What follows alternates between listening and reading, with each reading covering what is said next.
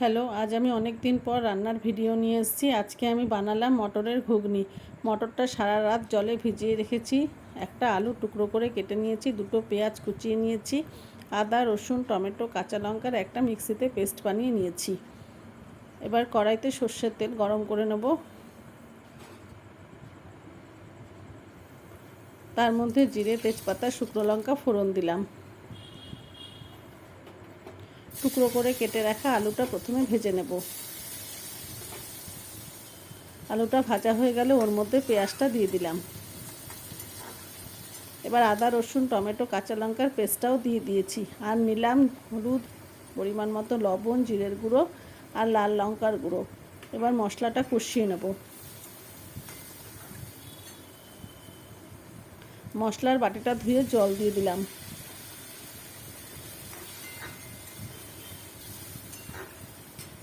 একটু ঢাকা চাপা দেব, মশলাটা ভালো করে কষে যাবে।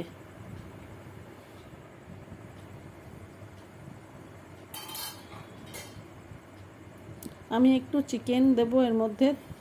একটু চিকেন আগে কষিয়ে রেখেছি, চিকেন কষাটা দিয়ে দিলাম।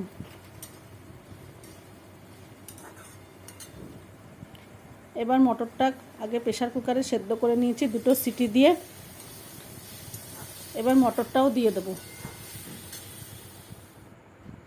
মটরটা দিয়ে একটু গরম জল দিলাম, ভালো করে ফুটতে দেব।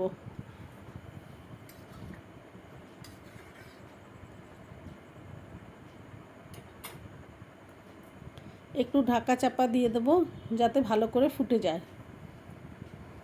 মটরটা আগে সেদ্ধ করা ছিল, চিকেনটাও রান্না করা ছিল। তৈরি হয়ে গেল মটরের ঘুগনি।